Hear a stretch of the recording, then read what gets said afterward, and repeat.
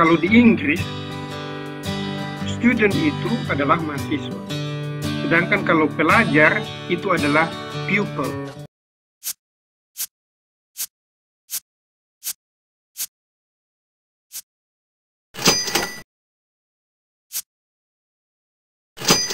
Jadi minggu lalu belajar mengenai bagaimana menanyakan pasal, tempat tinggal, dan kabar. Nah, hari ini kita akan lanjutkan kita punya materi. Jadi materinya itu masih dalam bentuk dialog juga. Materinya masih berbentuk dialog juga. Jadi kita akan belajar tanya, do you speak English? Excuse me, are you American? No. Do you speak English? A little, but not very well. How long have you been here? 2 months. What do you do for work? I'm a student. How about you? I'm a student too. Jadi dia punya cara baca pertama, yang Eki punya kalimat pertama itu yang di atas. Excuse me, are you American? Jadi ada N di belakang. Jadi excuse me, are you American? Antara E dan A. American? No. Do you speak English? A little, but not very well. Kalau orang Amerika, dia omong a little, itu T, kalau double T itu dia bunyi macam ke D. Jadi dia kebilang a little. A little. Kalau misalnya kita dengar orang Amerika yang omong, ada huruf T double, itu dibunyi model ke antara D dan T. Jadi dia bilang a little, a little, a little, but not very well. How long have you been? Nah, ini yang tadi banyak yang salah. Ada yang bilang hair, ada yang bilang hair, ada yang bilang her. Yang betul itu here. Here. Here. How long have you been here? Nah, 2 bulan itu bukan 2 months, tapi antara O dan A, jadi 2 months. Pelafalannya itu bukan months, tapi antara O dan A, jadi months. 2 months. What do you do for work? I'm a student. How about you? I'm a student too. Nah, coba kita cek ulang dia punya pelafalan tadi. Jadi biar semua bisa tahu dia punya pelafalan, dong baca yang betul ke mana. Excuse me, are you American? No. Do you speak English? A little, but not very well. How long have you been here? 2 months. What do you do for work? I'm a student. How about you? I'm a student too. Nah, sudah jelas ya? Itu pelafalan begitu kurang lebih. Excuse me, are you American? No. Do you speak English? A little, but not very well. How long have you been here? 2 months. What do you do for work? I'm a student. How about you? I'm a student too. Nah, sekarang di ini dialog ini siapa yang mau artikan, coba artikan dia punya arti. Siapa yang bisa? Beta. Coba. Iki. Permisi atau halo begitu. Apakah kamu orang Amerika? Tidak. Apakah kamu berbicara bahasa Inggris? Sedikit, tapi tidak begitu bagus. Begitu baik. Berapa lama kamu berada di sini? 2 bulan. Apa yang kamu lakukan? Apakah bekerja? Saya seorang pelajar. Bagaimana dengan kamu? Ya, saya juga seorang pelajar. Oke. Nah, sekarang kita artikan per kalimat ya. Kita artikan ini dialog per kalimat. Setelah itu nanti coba satu orang untuk artikan secara keseluruhan. Tapi sekarang kita bahas per kalimat dulu.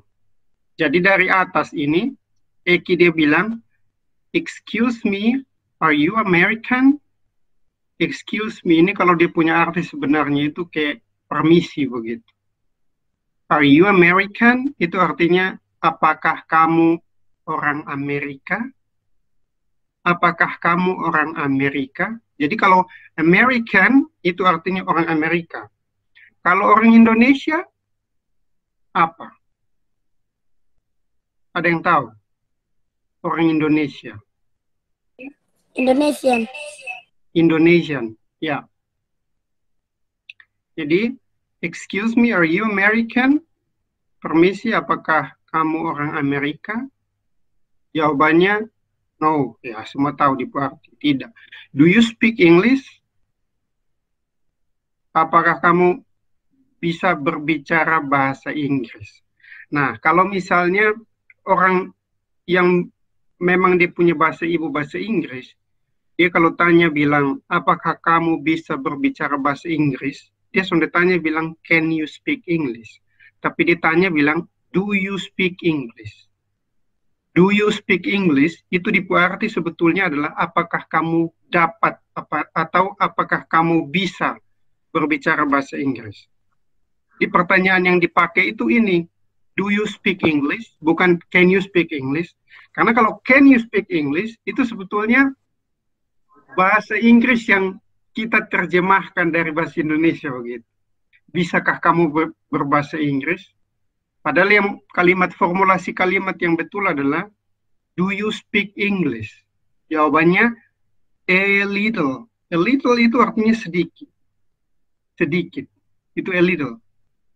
But not very well. Nah, how long have you been here? Ini kira-kira diarti apa nih? Sudah berapa lama kamu di sini? 2 months artinya 2 bulan. Kalau 1 bulan, a month atau 1 month. Tanpa S. S-nya hilang. Nah, terus ada lagi di sini. What do you do for work? Nah, kalau misalnya orang yang berbahasa Inggris, dia tanya kita pun pekerjaan. Dia tanya kita kerja apa. Ada 2 pertanyaan umum yang biasa dong pakai. Pertama itu adalah yang ini. What do you do for work? Itu artinya dia tanya lu pekerjaan apa. Kalau kita mau artikan perkata, kalau kita mau artikan ini kalimat perkata, artinya adalah apa yang kamu lakukan sebagai pekerjaan. Atau apa yang Anda lakukan untuk bekerja. Nah, ini pertanyaan untuk menanyakan profesi, menanyakan pekerjaan kita.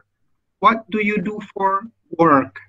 Ada pertanyaan kedua yang maksudnya sama, persis seperti ini awal kalimat, tapi dia punya akhir kalimatnya beda. Jadi, dia kalau orang mau tanya kita bekerja apa, pertanyaan versi yang kedua adalah what do you do for a living? Jadi kalau kita artikan dia punya kata per kata, dia berarti apa yang kamu lakukan untuk hidup. What do you do for a living? Atau what do you do for work? Itu adalah 2 kalimat yang menanyakan tentang jenis pekerjaan. Pekerjaan apa yang kita lakukan. What do you do for work atau what do you do for a living. Nah, I am a student. Jadi ada 2 versi. Ada 2 versi memang. Kalau student itu versi Amerika, orang yang belajar secara keseluruhan.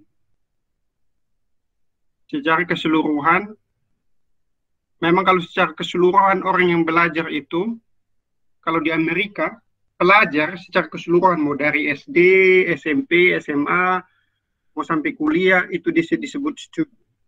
Sedangkan kalau di Inggris atau di Australia,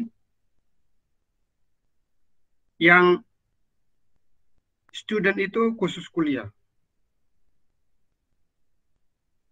Sedangkan pupil itu yang dari SMA ke bawah. Jadi bisa pakai dua-dua sih.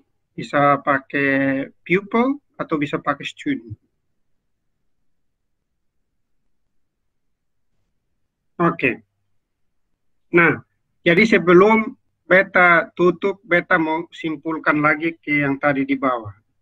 Student itu, kalau di orang Amerika atau orang Kanada, itu orang yang belajar secara keseluruhan. Dari SD sampai kuliah, itu dong sebut student. Jadi kita sendiri bisa bedakan mana yang mahasiswa, mana yang pelajar. Kita sudah bisa bedakan, karena semua pakai satu kata saja. Student. Itu kalau di Amerika atau Kanada. Tapi kalau di Inggris, student itu adalah mahasiswa. Sedangkan kalau pelajar, itu adalah pupil.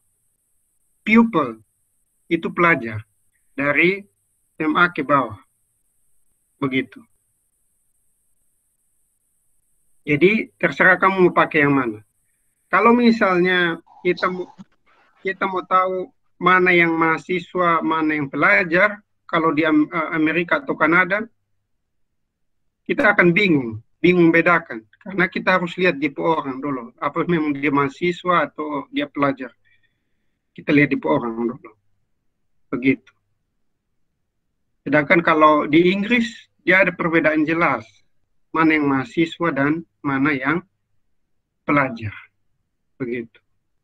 Terima kasih semua ini hari kita sudah belajar tanya orang punya pekerjaan, tanya berapa lama tinggal, tanya apa bisa berbicara bahasa Inggris, dalam bahasa Inggris. Oke.